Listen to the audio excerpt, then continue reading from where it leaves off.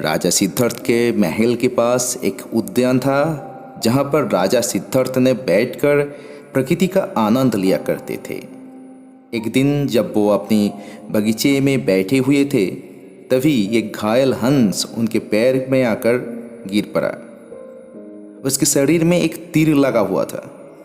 उसे देखकर ही प्रतीत हो जाता है कि किसी शिकारी ने उसका शिकार किया है। हंस को तकलीफ में देखकर और उसे यूं ही फरफराता हुआ देखकर राजा सिद्धार्थ का दिल पिघल गया और उन्होंने उस हंस की सहायता करनी चाहिए। उन्होंने सबसे पहले उस हंस के शरीर से वो तीर निकाला और घायल जगह पर मलहम लगाकर उसकी पट्टी की। ये सब कर लेने के बाद देवदत्त कुछ खोजता हुआ सिद्धार्थ के पास आया। देवदत्त जैसे ही सिद्धार्थ के पास पहुंचा, उसने कहा, अच्छा तो ये तुम्हारे पास है, लाओ इसे मुझे दे दो। इसका शिकार मैंने किया है। इसका शिकार करने में मुझे बहुत ही मेहनत करनी पड़ी थी।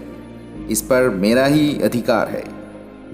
देवदत्त की ये बात सुनकर सिद्धार्थ ने उसे कहा, नहीं, ये हंस घायल था और मैंने इसका सेवा की। मैंने इसकी मदद की और उसकी जान बचाई, इसीलिए इस पर अधिकार मेरा है। दोनों भाइयों के बीच इस हंस के अधिकार को लेकर बहस होने लगी। अब वो जानना चाहते थे कि इस पर किसका अधिकार ज़्यादा है। ऐसे में उन दोनों ने निर्णय लिया कि वो दोनों राजा के पास जाएंगे। सिद्धार्थ के पिताजी कपिलवस्तु के राजा थे। वो दोनों राजा के पास गए। राजा के पास पहुंचते ही देवदत्त ने सबसे पहले कहा, महाराज, इस हंस पर सबसे ज़्यादा अधिकार मेरा है क्योंकि मैंने इसका शिकार किया है। इस वजह से आप सिद्धार्थ से कहिए कि ये हंस मुझे दे दे।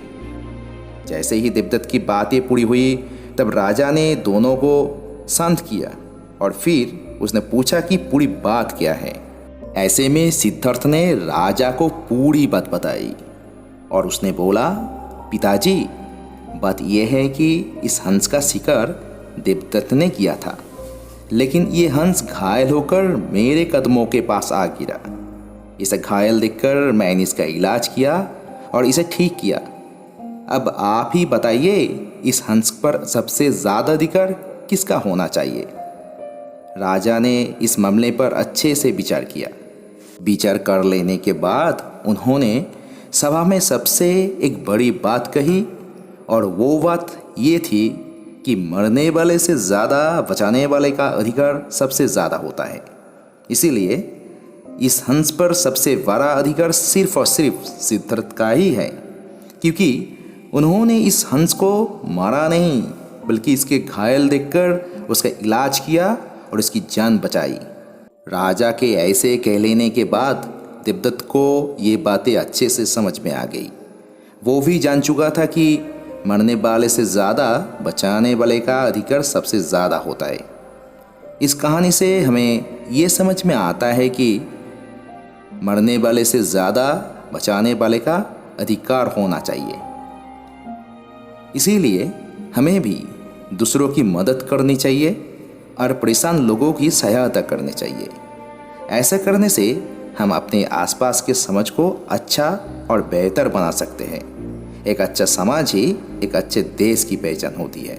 इसीलिए आप भी ऐसे ये बन लीजिए कि अब भी दूसरों की मदद करेंगे, अब भी दूसरों की सहायता करेंगे, ज़रूर करेंगे।